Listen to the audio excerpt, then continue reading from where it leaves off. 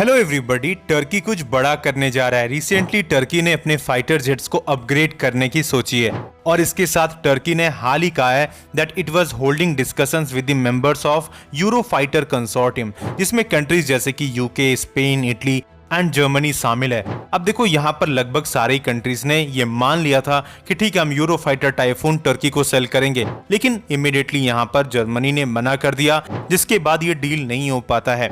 अब देखो आज के वक्त में टर्की एक नेटो कंट्री है, लेकिन इसके साथ एक और इंपॉर्टेंट चीज भी है समझना कि जिस तरीके का एक्सपेंशन कर रहा है और जिस तरीके का ओवरऑल अपग्रेडेशन टर्की कर रहा है रिसेंट टाइम में, यहाँ पर काफी सारे यूरोपियन कंट्रीज ने यहाँ पर सपोर्ट तो दिखाया है, लेकिन इसके साथ एक और पर्सपेक्टिव इंपॉर्टेंट है समझना कि रिसेंट टाइम में एर्दोगान ने जिस तरह के स्टांसेस लिए हैं, जिस तरह के स्टेटमेंट्स दिए हैं, इससे काफी सारे यूरोपियन कंट्रीज को भी प्रॉब्लम हुआ है और इसके साथ यूएस ने भी काफी सारे रिस्ट्रिक्शंस लगा रखे हैं। और जैसा कि हम जानते हैं दैट यूएस ने एक तरीके से बैन लगा रखा है with respect to F-35 lightning II stealth aircraft. So Turkey is now working on technical studies to buy another combat fighter that once killed the mighty F-22 Raptor also। तो ऐसा कहा जाता है कि जो ओवरऑल यूरोपियन टाइफून खरीदना जा रहा है, जो ओवरऑल यहाँ पे यूरो फाइटर टाइफून खरीदने की कोशिश कर रहा है आज के वक्त में टर्की, इसने एक वक्त में F-22 रैप्टर को भी मार गिराया था। तो आइए समझने की कोशिश करते हैं इस लेक्चर में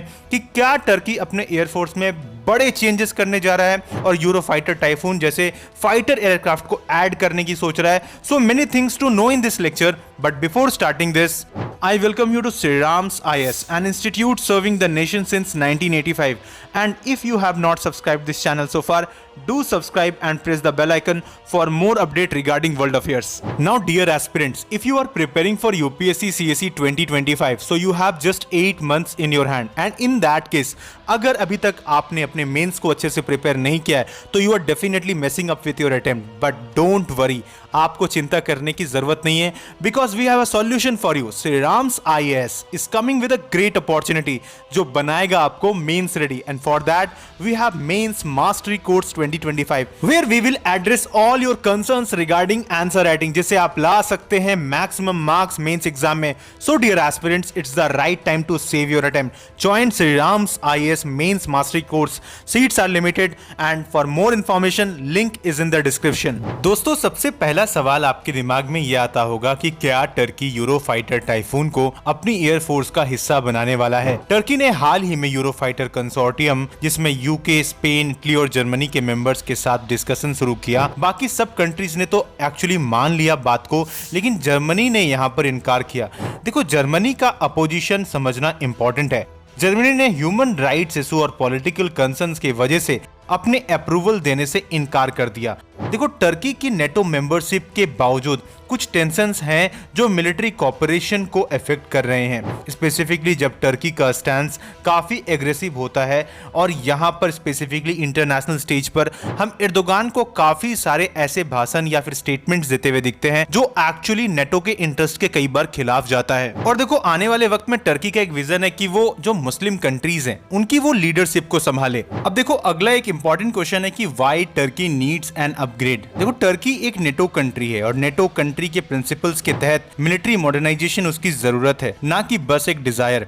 यूरो फाइटर टाइफून की पोटेंशियल एक्विजिशन टर्की के लिए एक मेजर गेम चेंजर साबित हो सकती है। और यूरो फाइटर टाइफून को दुनिया का most advanced multi role fighter माना जाता है और इसके बारे में ऐसा कहा जाता है कि ये स्पीड और एजिलिटी के मामले में अनमैच्ड है। ये फाइटर जेट 4.5 जनरेशन का है, which means it incorporates advanced avionics, radar system and combat capabilities. और इसके साथ हाल ही हमने सुना था कि टर्की ने अपना खुद का 5th जनरेशन एयरक्राफ्ट भी बना लिया है, जिससे टर्की का पावर कई गुना तेजी से बढ़ गया है। और देखो, टर्की ने अपने नेवर ग्रीस के साथ हमेशा एक कॉम्पिटिटिव स्टैंस रखा है और ग्रीस ने ऑलरेडी फ्रेंच रफाइल फाइटर्स को अपनी एयरफोर्स में ऐड किया है। इस सिचुएशन में टर्की के लिए एरो फाइटर टाइफून को एक्वायर करना एक जरूरी मूव बन जाता है ताकि वो रीजनल बैलेंस ऑफ पावर को मेंटेन कर सके। और देखो, इन सब के बीच एक काफी इंपॉर्टेंट चीज है F-35 प्रोग्राम से टर्की का बाहर जाना, क्योंकि अब टर्की की मिलिट्री अपग्रेडेशन की कहानी को समझने के लिए एक जरूरी एस्पेक्ट है टर्की का F-35 प्रोग्राम से एक्सक्लूजन। आज से कुछ साल पहले टर्की को यूएस के F-35 lightning II stealth aircraft programme से निकाल दिया गया था। And the reason behind this is actually Turkey ने रशिया से S-400 मिसाइल डिफेंस सिस्टम को एक्वायर किया, जो कि नेटो के स्टैंडर्ड से थोड़ा हटके है और यूएस की सिक्योरिटी कंसर्न के अगेंस्ट जाता है। यूएस ने ये बोला कि अगर टर्की रशिया से या फिर उनके साथ अपनी डिफेंस डील को आगे बढ़ाता है तो वो F-35 प्रोग्राम का पार्ट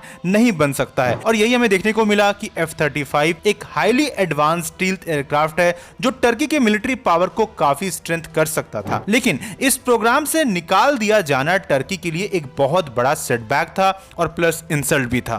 तो देखो, ऐसे सिचुएशन में यहाँ पर यूरोफाइटर टाइफून, जो कि एक होप बन के आया है टर्की के लिए, खास करके टर्की के एयरफोर्स के लिए, अगर ये इंटीग्रेट कर जाता है टर्की के एयरफोर्स के साथ में, तो जो गैप क्रिएट हुआ था बिकॉज ऑफ F-35 प्रोग्राम, जो कि टर्की जिसका पार्ट नहीं बन पाया था, तो वो कहीं ना कहीं गैप को भर सकता है यहाँ पर यूरोफाइटर टाइफून। तो आने वाले वक्त में देखो, अभी बहुत सारे अपडेट्स आएंगे और यहाँ पर देखो, यूरोफाइटर टाइफून ना अपने आप में काफी यूनिक एयरक्राफ्ट। इसका एक बहुत बड़ा रीजन मैं आपको बताता हूँ कि एक बार को तो F-22 रैप्टर जो था उसको भी यहाँ पर बेसिकली गिरा दिया गया था यूरोफाइटर के द्वारा। तो ये इसलिए काफी ज्यादा एक बहुत अच्छा ऑल्टरनेटिव है टर्की के लिए। तो देखो, इन फ्यूचर जो भी अपडेट आएगा इस पर्टिकुलर टॉपिक से, will definitely provide you, and for that you need to subscribe Shriram's IAS channel. And I hope that आपको ये लेक्चर समझ में आया होगा, and for that what you need to do is to press the like button. So may God bless you all.